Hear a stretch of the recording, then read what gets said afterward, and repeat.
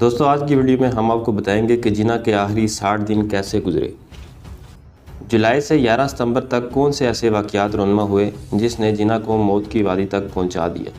ہم آپ کو بتائیں گے کہ اپنی زندگی کے آخری دنوں میں جنا کس کے کہنے پر کوئٹہ سے زیارت منتقل ہوئے، جنا کو کون سی خطرناک بیماری لاحق تھی اور انہوں نے 12 سال سے اپنی بیماری چھپا کر کیوں رکھی تھی۔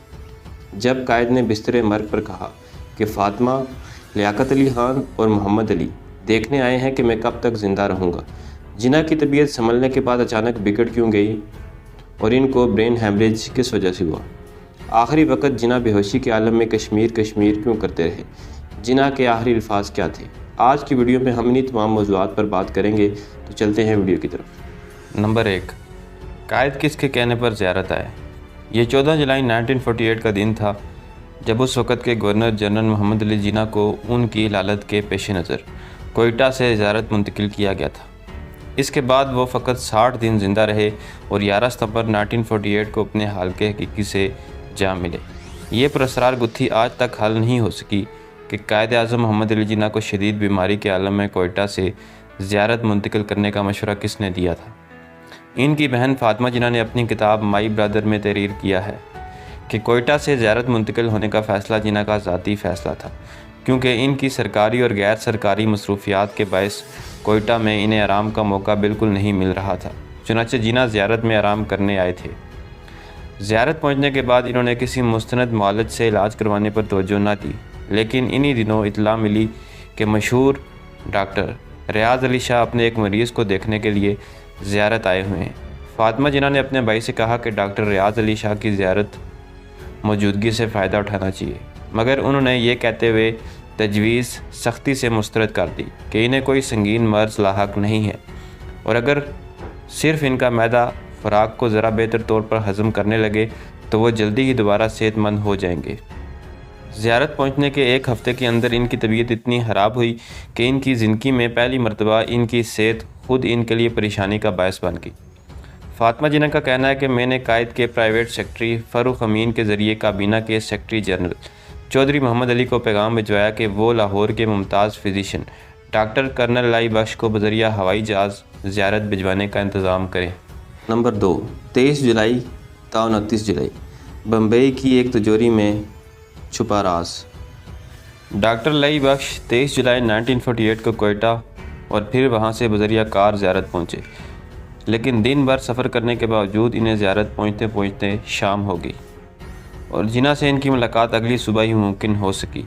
انہوں نے اپنی کتاب میں لکھا ہے، جب میں نے قائد سے ان کی بیماری سے متعلق استفسارات کیے تو ان کا تمام زور اسی بات پر تھا کہ وہ بالکل بھلے چنگے ہیں اور یہ کہ ان کا معدہ ٹھیک ہو جائے گا تو وہ جلد ہی معمول کے مطابق کام کرنے لگیں گے۔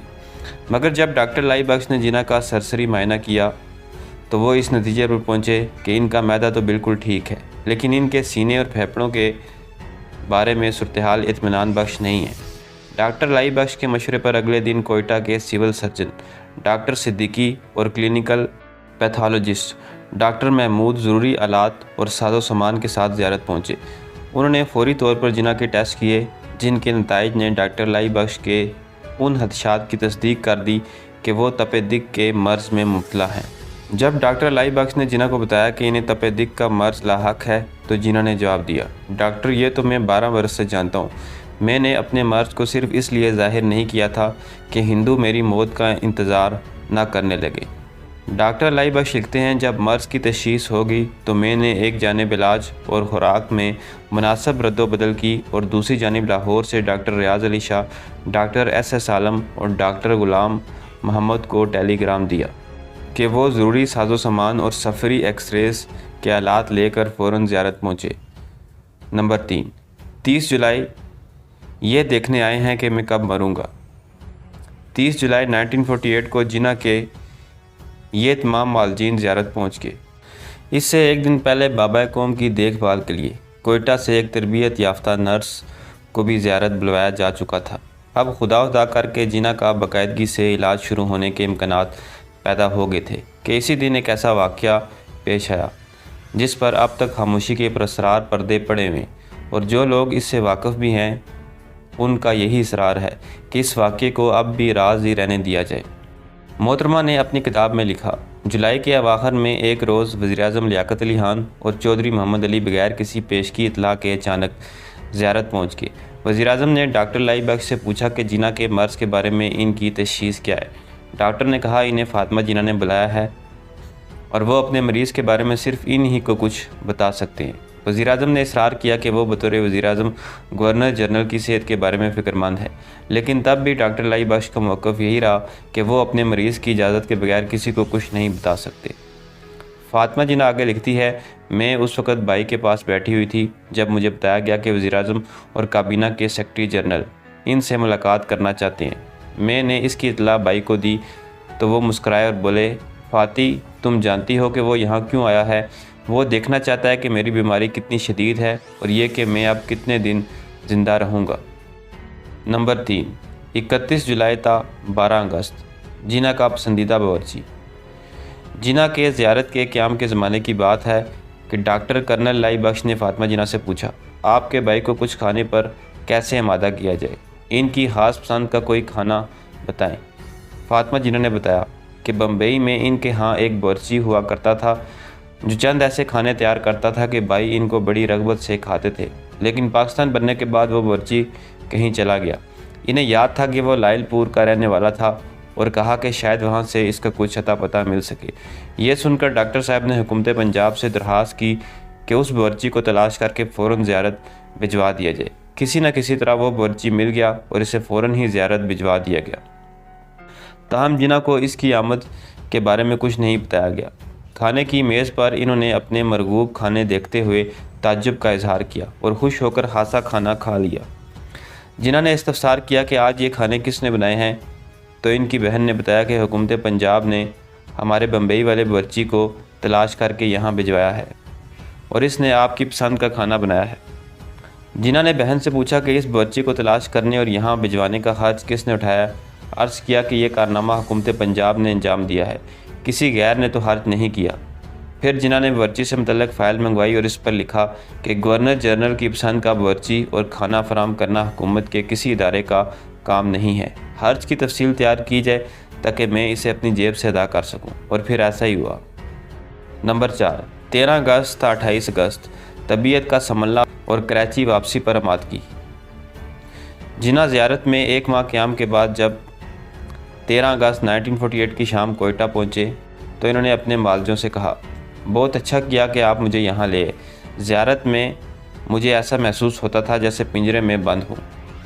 کوئٹہ پہنچنے کے بعد 16 اگست کو ان کے معالجین نے ایک مرتبہ پھر ان کے ایکس رے اور دیگر ٹیسٹ لیے۔ ایکس رے کے نتائج سے معلوم ہوا کہ جینا کی صحت بتدریج بہتر ہو رہی ہے اور ٹیسٹ کے نتائج نے بھی اسی رائے کو تقویت دی۔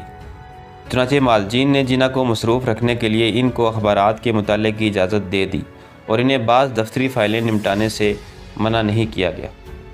نمبر 5، 29 اگست میں اپنا کام پورا کر چکا ہوں۔ 29 اگست 1948 کو ڈاکٹر لائی بخش نے جینا کا ایک مرتبہ پھر معائنہ کیا۔ وہ لکھتے ہیں، قائداعظم کا معائنہ کرنے کے بعد میں نے یہ امید ظاہر کی کہ جس ریاست کو آپ وجود میں لائے ہیں اسے پوری طرح مستحکم اور استوار کرنے کے لیے بھی دیر تک زندہ رہیں۔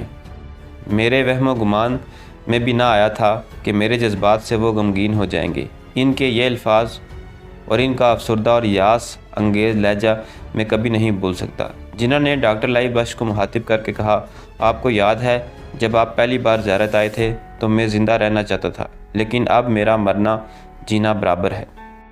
1 ستمبر تا 10 ستمبر ہیمبرج اور کراچی واپسی کی تیاری۔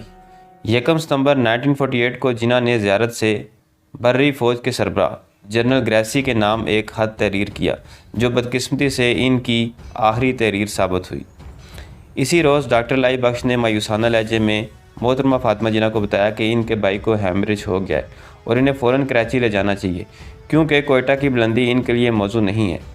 اگلے آنے والے دنوں میں جینا کی طبیعت مزید بگڑتی چلی گئی۔ 5 ستمبر کو ڈاکٹروں نے تشخیص کیا کہ ان پر نمونیا کا حملہ ہو گیا ہے۔ 10 ستمبر 1948 کو ڈاکٹر لائی بخش نے فاطمہ جینا کو مطلع کیا کہ اب جینا کے زندہ بچنے کی کوئی امید باقی نہیں رہی اور یہ کہ اب وہ فقط چند دنوں کے مہمان ہیں۔ غالباً اسی دن جینا پر بے ہوشی کا ایک غلبہ ہوا۔ اس بے ہوشی کے عالم میں ان کی زبان سے بے ربط الفاظ ادا ہو رہے تھے وہ بڑبڑا رہے تھے، کشمیر انہیں فیصلہ کرنے کا حق دو، آئین میں اسے مکمل کروں گا بہت جلد، مہاجرین انہیں ہر ممکن مدد دو، پاکستان۔ 11 ستمبر 2 گھنٹوں میں کوئٹہ سے کراچی، 2 گھنٹوں میں ایئرپورٹ سے رہائش گاہ تک۔ 11 ستمبر 1948 کو جناح کو اسٹریچر پر ڈال کر ان کے وائی کنگ طیارے تک پہنچایا گیا۔ جب انہیں طیارے تک لے جایا جا رہا تھا تو عملے نے انہیں سلامی دی اور پھر سب یہ دیکھ کر حیران رہ گئے کہ جناح نے انتہائی نقاہت کے باوجود فوراً ہی ان کا جواب دیا۔ ان کے ہاتھ کی جنبش سے محسوس ہوا کہ انہیں بستر مرگ پر بھی نظم و ضبط کے تقاضوں کا مکمل احساس تھا۔ کوئٹہ سے کراچی تک کا سفر 2 گھنٹے میں طے ہوا۔ اس دوران جناح بڑے بے چین رہے، انہیں بار بار آکسیجن دی جا رہی تھی۔ یہ فرض کبھی فاطمہ جناح اور کبھی ڈاکٹر لائی بخش ادا کرتے رہے۔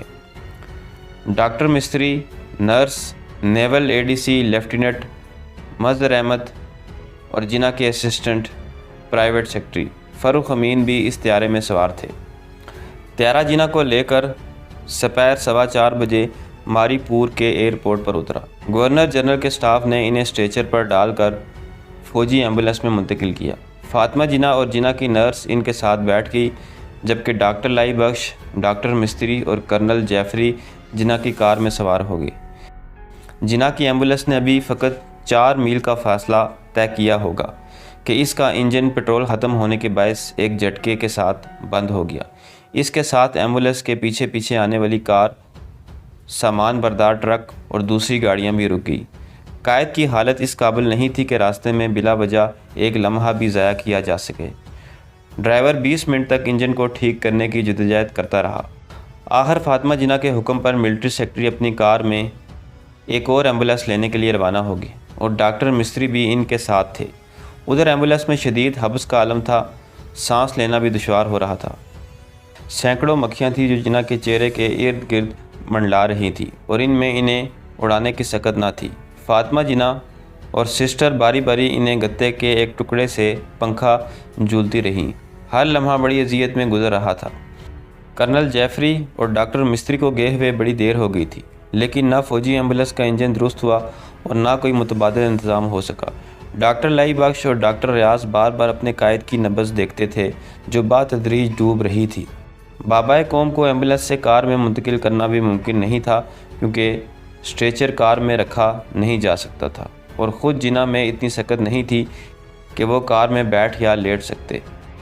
خدا کر کے کرنل جیفری اور ڈاکٹر مستری ایک دوسری ایمبولینس لے کر واپس آئے۔ جناح کو اسٹریچر پر ڈال کر اس ایمبولینس میں منتقل کیا گیا اور یوں شام 6:10 پر وہ گورنر جنرل ہاؤس پہنچے۔ ایئرپورٹ سے رہائش گاہ تک کا 9 میل کا فاصلہ، جو زیادہ سے زیادہ 15-20 منٹ میں طے ہونا چاہیے تھا، تقریباً 2 گھنٹے میں طے ہوا۔ یعنی 2 گھنٹے کوئٹہ سے کراچی تک اور 2 گھنٹے ایئرپورٹ سے گورنر جنرل ہاؤس تک۔ گورنر جنرل ہاؤس پہنچنے کے بعد جناح فقط 4.25 گھنٹے زندہ رہے اور اس دوران وہ تقریباً غنودگی کے عالم میں رہے۔ ڈاکٹروں نے انہیں طاقت کا ایک انجیکشن لگایا اور ڈاکٹر لائی بخش کے بقول جب انہوں نے ہوش میں آنے پر جناح سے کہا کہ وہ جلد ہی ٹھیک ہو جائیں گے تو انہوں نے آہستگی سے کہا، نہیں، میں زندہ نہیں رہوں گا۔ ڈاکٹر لائی بخش کے مطابق یہ قائد اعظم محمد علی جناح کے آخری الفاظ تھے۔